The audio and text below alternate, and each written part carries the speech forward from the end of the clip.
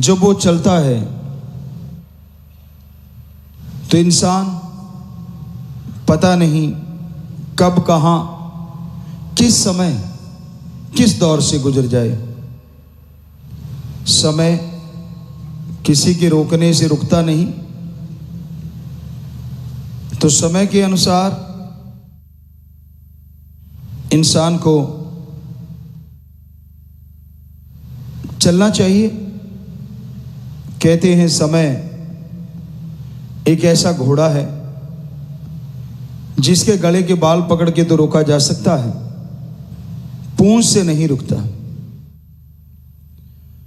तो आदमी की जिंदगी में तरह तरह के दौर चलते रहते हैं, समय बदलता रहता है। और कई बार समय ऐसा आता है, इंसान सोचता है कि उसे तो इस दुनिया से चले जाना चाहिए, यानी टेंशन लेता है, दिमाग पे बोझ डाल लेता है, चिंता करता है। चिंता, टेंशन किसी भी चीज का हल नहीं है। चिंता करने से अगर कोई चीज हल होती तो परिवार के सारे मेंबरों को चिंता करने बैठा दो, शायद फायदा जल्दी हो जाए। लेकिन ऐसा नहीं होता। चिंता इंसान को हमेशा परेशान रखती है, हमेशा दुखी रखती है। इसलिए चिंता मुक्त होना बेहद जरूरी है। टेंशन लेते हैं, चिंता होती है उन बच्चों को जिनके पेपर नजदीक आ जाते हैं। चिंता बिजनेसमैन को भी हो सकती है, किसान को भी हो सकती है, जिसकी फसल बरसात की वजह से या किसी और वजह से खत्म हो गई। पर चिंता करने से किसी चीज का हल कभी नहीं हुआ। आपके पेपर आने वाले हैं, अगर आपने अच्छी तैयारी कर रखी है तो आप जरूर अच्छे नंबर ले जाएंगे। चलो किसी वजह से आप रह गए हैं, बजाय टेंशन लेने के ये सोचिए आप पास नहीं हुए, फेल हो गए, तो उस फेल के कारण क्या है, उन कारणों को दूर कर दो। अगली बार आप हो सकता है मेरिट भी ले जाएं। किसान की फसल बर्बाद हो गई, माना कि उसकी रोजी रोटी होती है, जिंदगी होती है, पर इसका मतलब ये थोड़ा ना है कि अपने आप को खत्म कर लो तो बाकी का परिवार क्या करेगा। क्या उसे भीख मांगने के लिए छोड़ने जा रहे हो? क्या दर दर ठोकरे खाने के लिए छोड़ के जा रहे हो? अरे आप मुखिया हो घर के, और अगर आप ये सोचते हो कि मैं आत्महत्या कर लूं तो ये आपकी महामूर्खता है। और धर्मों में भी जो आत्महत्या करता है उससे बड़ा कोई घाती नहीं होता, उससे बड़ा कोई पापी नहीं होता। ये हमारे धर्मों में बताया गया है। तो बजाय ये टेंशन लेने के कि मेरी फसल बर्बाद हो गई, मैं तो मर गया, अगली फसल के पूरा जोर लगा दो। हिम्मत रखो, हौसले बुलंद रखो कि कोई बात नहीं, कोई मेरे पिछले कर्म होंगे, किसी वजह से मेरे को इस बार फसल से हाथ धोने पड़े, नहीं आई फसल, अगली बार हो सकता है भगवान दुगनी दे दे, तिगुनी दे दे। अगर शरीर सही है, सलामत है, तो कितनी भी फसलें उगा सकते हो। अगर यही चला गया तो कहां से फसलें और कैसी फसलें। इसलिए ये सोचना ही मूर्खता है, करना तो बेहद बड़ा पाप। और फिर आप निकल जाते हो, मेरे मांगने वाले आते हैं जी, मुझसे मैंने कर्जा उठाया हुआ है जी, मैं तो बड़ा परेशान हूं जी। पहले तो तुझे सोच के उठाना चाहिए था।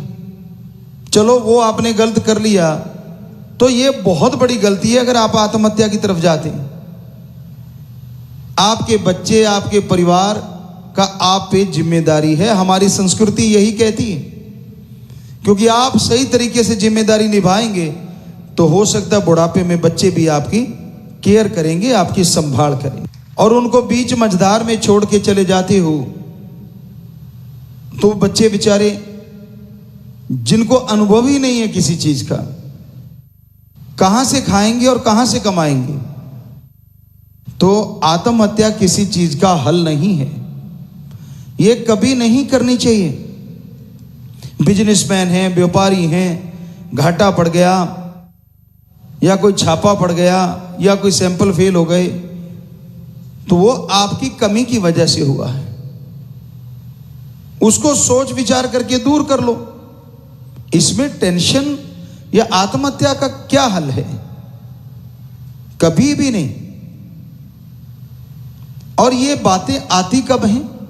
जब आदमी के अंदर आत्मिक शक्ति की कमजोरी आ जाती है, आत्मबल कम हो जाता है, तब ऐसे विचार आते हैं। तो आत्मिक शक्ति आपके अंदर है और उसको जगाने के लिए जरूरी है आप आत्मा को खुराक देते रहें।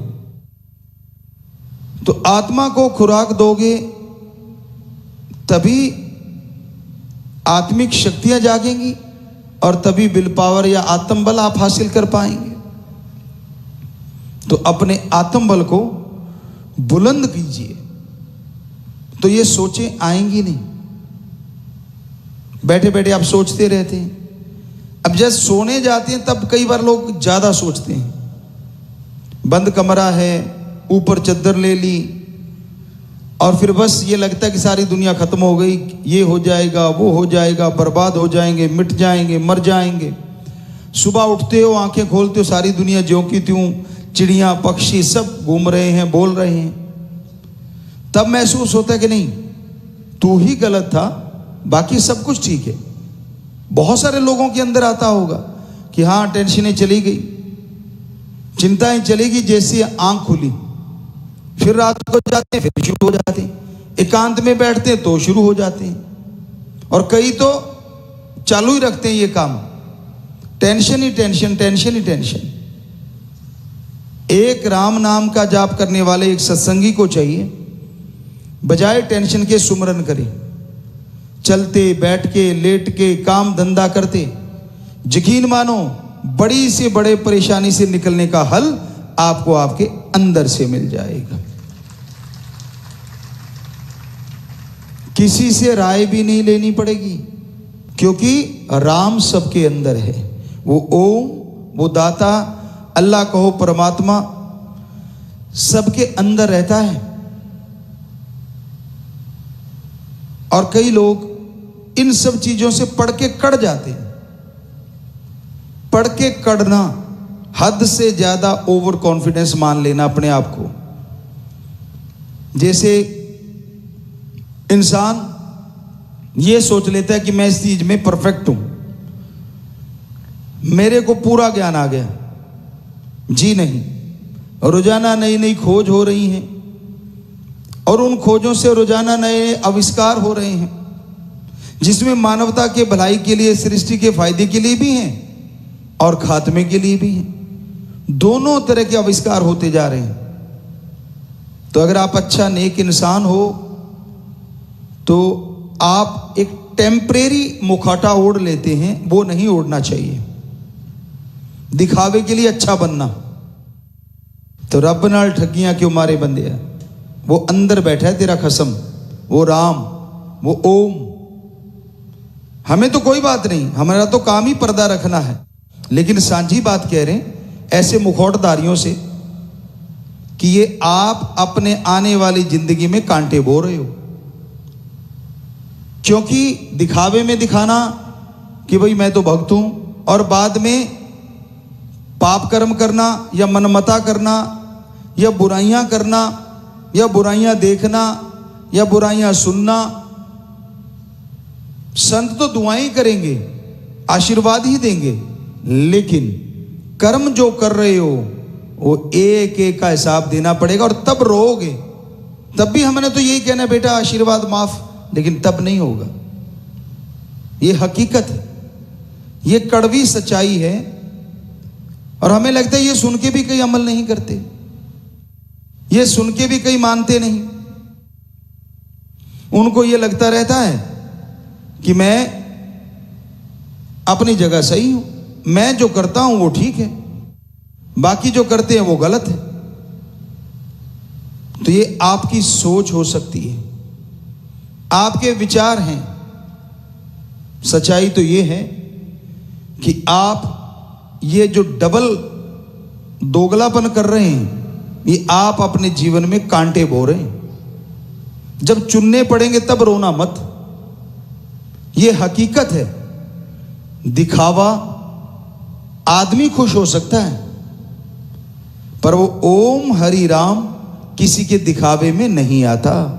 उसके लिए तो भावना शुद्ध होनी चाहिए।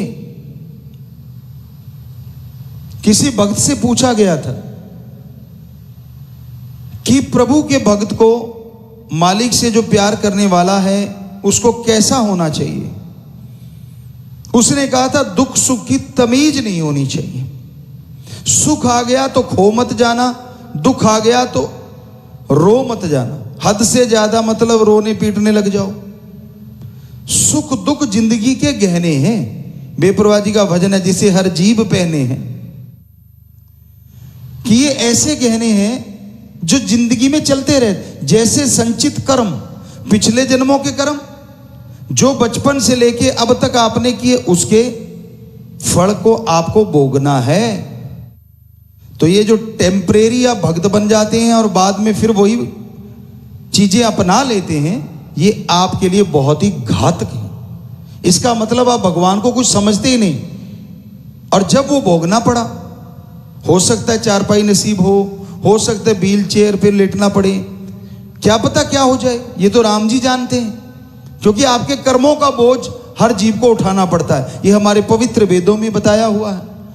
सबसे पुरातन जो ग्रंथ है उनमें साफ लिखा हुआ है कि जैसे करोगे कर्म वैसा भोगना पड़ता है। बेपरवाह जी ने फरमाया, कर्म करो खोटे पड़ेंगे बड़े सोटे।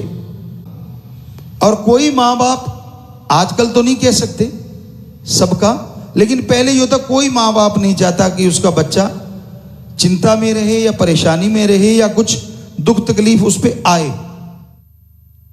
इसलिए संत अपने बच्चों को समझाते हैं। मान गया तो यकीन मानो कर्म कट गए, ना माना तो कर्म भोगने पड़ते हैं। कर्मों का फल राम नाम से ही कटता है। तो हमें इसलिए भी ऊंचा बैठते हैं। साइंस का कारण भी है, मनोविज्ञान। जो आदमी बोलता है अगर वो दिखे ना, जो श्रोतागण होते हैं वो खड़े होने लगते हैं। कहां बैठा है, किधर है, कौन बोल रहा है।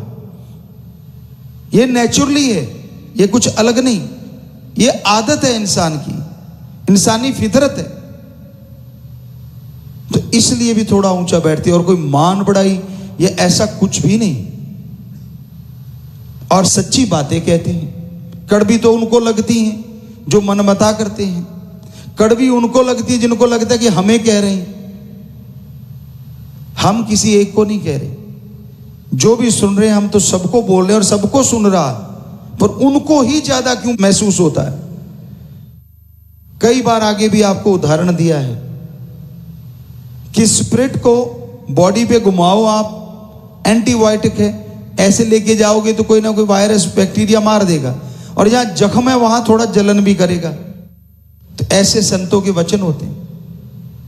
यहां जख्म है, जो लोग ऐसा करते हैं उनके थोड़ी सी जलन ज्यादा होती है, थोड़े पसीने भी छूटते हैं, इधर उधर भी देखते हैं, कोई नीचा सिर कर लेता है।